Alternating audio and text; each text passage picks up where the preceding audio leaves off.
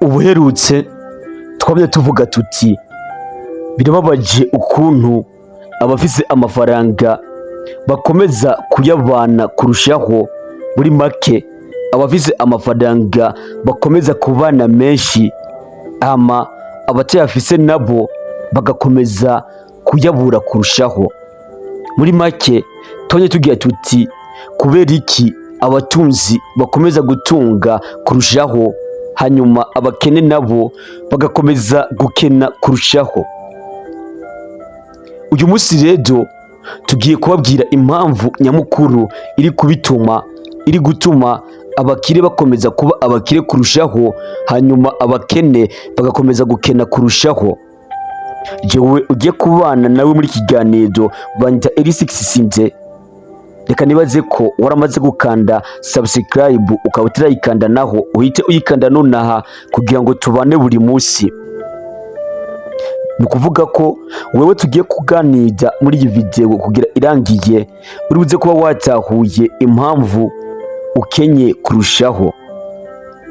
Ni ukuvuga ngo uzosanga bantu bafise amafaranga menshi yo ku rwego rwo hejuru n'ubundi aribo bakomeza kuronka ayandi, hanyuma bamwe batayafise nabo bagakomeza kuyabura bakayaburirako. Egome, hari umugani wavuzwe ugira ati abavyinshi bazokongererezwa, abafise bike nabo bakwe n'utwo bafise. Egome, uyu mugani nawo niwo, ariko hari impamvu ituma uyu mugani ubaho. Niyahe none? Impamvu si yindi, nuko abafise amafaranga bazi agaciro kayo, bakamenya n'ukuntu bayongereza. Ibi navyo ukuntu babikora sukundi, bemera kubaho ubuzima buri munsi y'amahera bafise. Ni ukuvuga ngo nimba umukire kanaka yinjiza imiliyoni 10 ku kwezi, uzosanga uyu mukire yikoreshereje byibuze umuliyoni mu kwezi ariwe yasohoye mu bintu byamutunga mu buzima bwiwe. Ariko ugiye kuraba rero bantu atamafaranga bafise, uzosanga wewe yinjiza ibihumbi 100 ku kwezi, ariko kubera n'ubundi agifise gwa rugamba rwo kwereka abantu yuko adakenye, agomba kwereka abamusuzugura yuko nawe atari imbwa, agaca agerageza uko ashoboye kose, ugasanga ahubwo mu kwezi yinjijemo ibihumbi 100 asoyemo ibihumbi 150. Ibi 50 n'ahandi biba byavuye atari mu madeni kugira ngo yemeze abamukikuje. Aha rero niyo ntambwe ya mbere, aha niho hambere kenshi bikunda gupfira, kuko buriya iyo umuntu akenye ababona umenga muri sosiyete arasuzuguritse. Kandi nivyo, iyo umuntu atamafaranga afise aba yumva umenga n'umugore wiwe aramusuzugura. Iyo umuntu atamafaranga afise aba yumva umenga n'abana biwe ntibamwemera neza. Ibi rero bituma yiremamwo muri we urugamba, kandi urugamba aba ariko yigwanya we ubwiwe. Akemera agafata amadeni kugira ngo ahe abana biwe ibyo ababosi baha abana babo. Akemera agafata amadeni kugira ngo akorere umugore wiwe ibyo ababosi bakorera abagore babo. Kandi akongera agafata amadeni kugira ngo nawe ubwiwe yihe ibyo ababosi biha. Muri make ndibaze ko turiko turumva neza ahantu bipfira. None nimba wowe ugiye mu kabare kanaka ukabona umukire wewe atoye inkoko cyangwa se atoye amayoga azimvye, ukabona gukoresha amahera menshi pe, ukavuga ati yo sije no wasigara nabaje gukoresha menshi, ukamwishinga.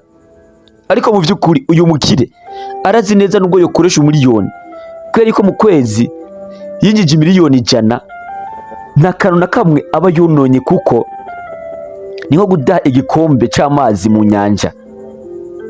Ariko nawe ukiye ubikora, kandi ayo mahera agira asohore ugomba gusohora nawe, wewe uyinjiza mu mezi 3. Muri make ni nko gufata nawe cya gikombe cy'amazi aricyo ufise cyonyine ukaca ugisesa, mu gihe uwundi yadashe mu nyanja agakombe gatoyi nawe ariko usanze ufise akaba ari kuca usesa. Urumva birumvikana uyu mukire wewe kubera yuko ayakoresheje hasigaye n'inyungu akomeza gutera imbere, ariko nawe kubera yuko n'ubundi tumwe duke ufise winjiye no mu madeni ukaduta gushaka kwerekana yuko nawe ubayeho neza, muri iki gihe birumvikana ubukene uzoba ukomeje kubwongereza. Nibaze ko rero iki kibazo twama twibajije buri munsi turiko turumva aho kiva. Abakire bakomakomeye uzomusanga agira mu modoka isanzwe pe. Nigeze kubabwira Warren Buffett ni umukire wa mbere ku buryo amafaranga afise atamunyafrika n'umwe byibuze afise n'icya kane cyayo, ariko ugiye kuraba inzu abamwo ni inzu isanzwe cyane, imodoka ni imodoka isanzwe. Muri make amahera basohora, ugiye kuraba amahera basohora nayo binjiza uzosanga ayo basohora ari make cyane kurusha ayo binjiza, akaba ariyo mpamvu bakomeza gutera imbere.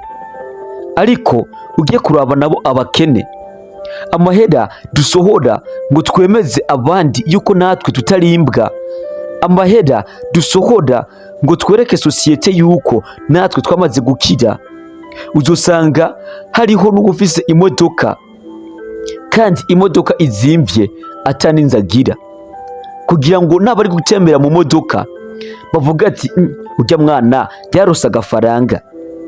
Uzosanga hari uwambariye ibihumbi 500 kandi mu by'ukuri mu nzu atani igihumbi asigaranye, kugira ngo gusa yemeze abaza kumubona yuko nawe atarimbwa afise inoti.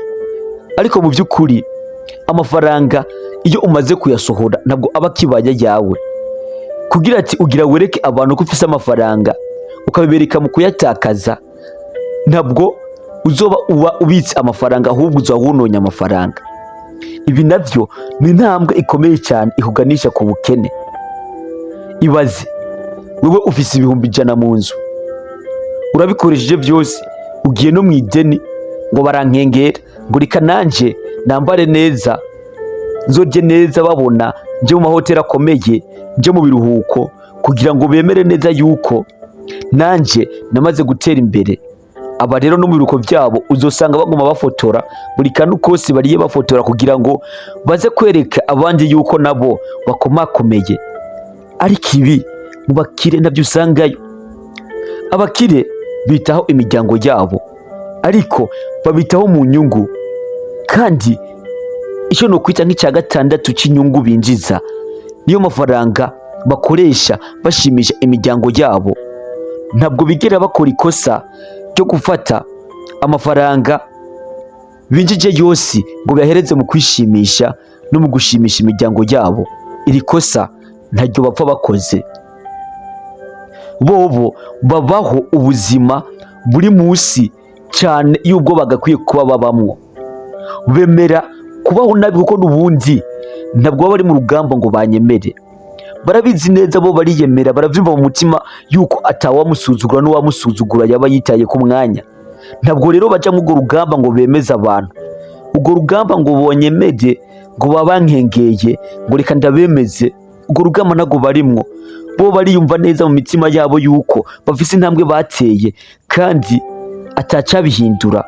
Mugihe nawe uba ushaka kubaho nk'abo bakire, kandi wobo uko babayeho atari ingufu nyinshi bishiramo ngo bakwereke yuko babayeho neza, ahubwo wewe ari ukomeza kugira ngo wishushanye nabo mu buryo kandi nawe udashoboye. Reka nibaze yuko rero iri jambo twamba twibaza buri munsi tuti mbega ko bavuga bati abavyinshi bazokongererezwa, ababike bakora ivyo bafise biba mu nzira yake. Ugira ngo hari umuntu azoza kubwira ngo wowe kukenye rero guzana ayo mafaranga yose ufise tuyashira ababosi? Oyaye, nta muntu azofata amahera y'umukene ngo ayashire umubosi, ahubwo wewe nyine ubwawe niyo uzoja kuyabashira uyabahe ati gute. Erega izo muzi uzoja kugura kugira ngo uje kwemeza abandi kuri umubosi uzozigura ku babosi. None abashinga amabutike nabaye saba bosi, ubwo uzojamwo ngo ugomba kwemeza abandi yuko wagiye mu kabari gateye imbere. Erega uwashinze akabari gateye imbere ni umubosi, uzomushira amahera. None ntibumva aho biriko birazira? Y'amafaranga yawe urayamushira wenyene mu mutekano, kandi ukabikora wita umunyabwenge, ugira ati rero uyu munsi ntibaza kunkengera, kuva aho bankengereye rero uyu munsi ntibiza gukunda. Ukaca ugenda wavyimvye, wasobetse agaparufe kabaye kosi mu mahera y'ideni, ukaca umushira wa mukire. Wewe uzova ngaho uze gukora kugira ngo urihe ideni, ukore kugira ngo ugaburire umuryango, ugarukane na ya mahera, wongere uze kwishimisha. Kandi urumva yuko sinoyita na marche sur place, kuko marche sur place yoyo itera wa muntu aguma hari, ahubwo sinzi ko noyita marche en arrière, sinzi, kuko utira intambwe usubira inyuma, ugasanga wewe ubuzima bwawe uguma ubwerekeza ku bukene kurushaho, mu gihe amafaranga yawe ugenda uyashira wa mukire akaguma akira kurushaho. Nawe agize ngo asohora amafaranga yinjije, agasohora icya gatandatu cyayo yinjije, ugasanga wewe akomeza kuba umukire cyane. Icyo twanurana ni icyahe rero? Icyo twanurana n'ubundi banga ni rya rindi. Buri munsi buri kwezi raba ati jewe nimba ndi umukire, nimba ndi umukene, icyo nzi coco nuko atakidahinduka, nshaka gutera imbere kurusha hondi. Ninjiza ngahe? Amafaranga winjiza urayazi bivanye n'ivyo ukora. Uvuga ati rero nimba ninjiza ibihumbi 200 ku kwezi, nimba uri umwarimu uhembwa ibihumbi 300 ku kwezi, utegereza kumenya neza yuko aya mafaranga niburi vyanse kubera ubuzima bugoye, ukoreshamo inusu yayo, ayandi ukayatuma ayandi, ugatuma iyo nusu yayo winjije aza kurondera ayandi kugira ngo inyungu zikomeze kwiyongera. Nayo nufata amafaranga winjije ukayakoresha yose, birumvikana cyane uzuhita uba umwe muri babandi batera intambwe basubira inyuma.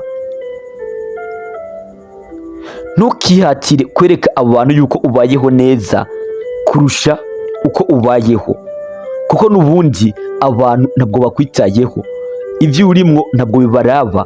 Ahubwo urugamba rw'ubuzima ni urugamba buri wese agwana ku giti ciwe, kandi agwana nawe nyene ubwiwe, kuko ndazi nta muntu adashaka kwinezereza, ariko rimwe na rimwe bizogusaba yuko ureka kwinezereza kugira ngo witeze imbere.